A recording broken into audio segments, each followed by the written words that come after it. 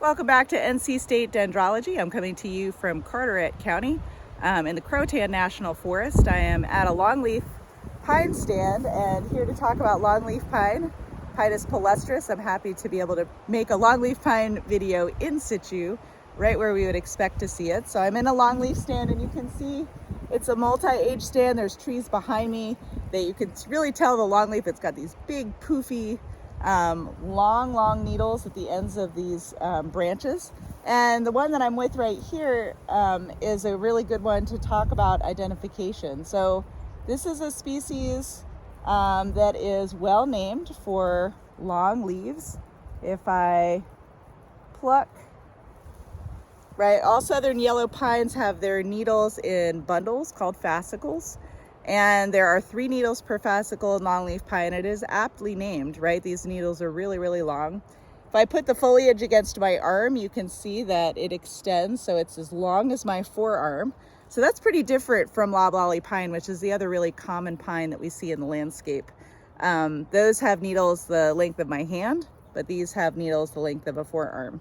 So if you were up close, it's really easy to tell those 2 species apart. And then just if you look at the way the needles are on the ends of the branches and poof out, the needles are kind of concentrated at the ends of the branches. That's also really typical for longleaf pine.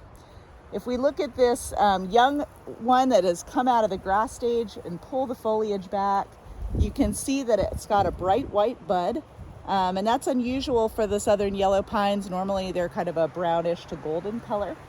And that bright white bud will elongate in early spring. It looks like candles on the ends of the branches. That should happen pretty soon. We're filming this in March. And these long, lush needles protect that bud from frequent fire. This is a fire-adapted species. And longleaf pine requires fire because it's not a very good competitor. And so the fire is able to survive fire, and that knocks back competition from other species like turkey oak. Longleaf pine has one of its fire adaptations as a grass stage. So it actually has a tuft of needles you'll see on the forest floor, which is very unusual to see, but those low frequent fires don't burn very hot. They burn on an interval of 1 to 3 years, burn right over top of those grass stage longleaf pines, and the bud is protected. The apical meristem is protected by the needles. So this is a species that used to cover 90 million acres in the southeastern coastal plain. It was the most important pine species for many years, and it was impacted, so less than 3% of longleaf pine is remaining. This is an incredibly important ecosystem and pine species. It protects, there's lots of other species, and if you look in the canopy, you can see that we're pretty much just in a canopy of longleaf pine. But these forests are incredibly diverse in the understory. So longleaf pine grows in these areas either where it's pretty dry and shrubby in the understory, or in savanna type ecosystems where the herbaceous diversity is absolutely through the roof. One of the highest diversity communities that we have in the southeastern United States.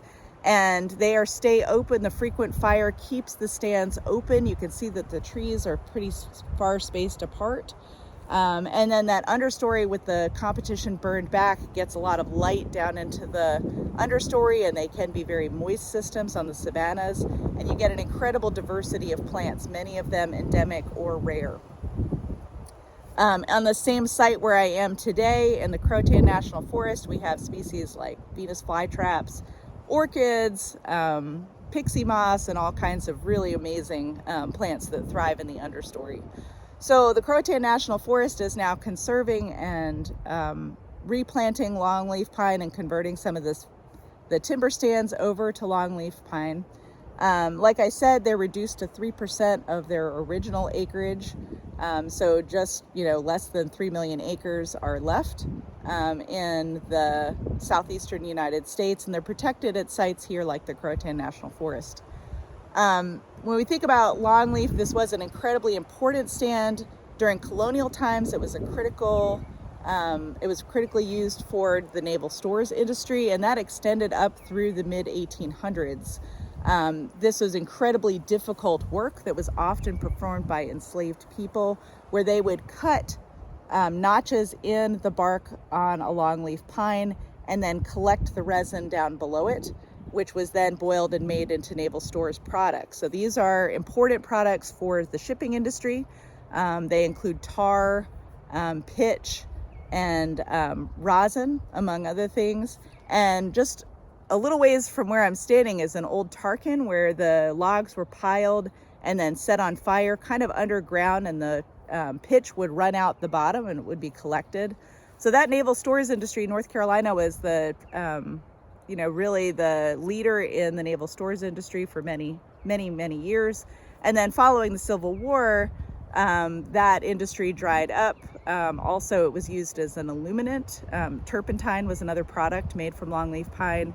And so that also, that shifted over to kerosene, and they started laying logging rails in and then harvesting the trees for lumber. So that was kind of the next nail in the coffin for longleaf pine. As it was harvested, these steam lines went in and harvested huge numbers of trees, and they could harvest very rapidly. So that occurred throughout the southeastern United States.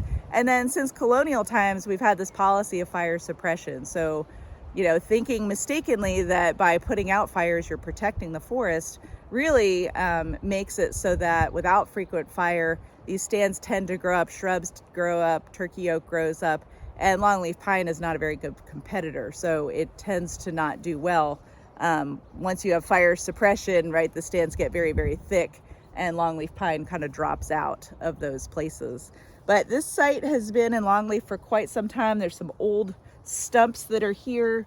I've got one cone. This is not a good time of year to collect cones, but you can see they're quite large. This is actually on the small side of a typical longleaf pine cone.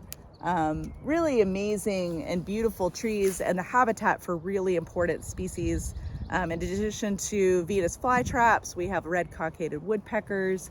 You might be able to hear pine warblers and brown-headed nutcatches in the background. I've also heard quail on some of these sites, but really incredible in terms of importance and ecological diversity here on these sites. So longleaf pine, Pinus palustris, right? Palustris meaning swamp, which is a little bit of a misnomer. It doesn't grow in swamps per se. It really needs mineral soil, but can tolerate sites that are either very dry like the sandhills or incredibly wet where you're, pretty much walking on water on these mineral sites.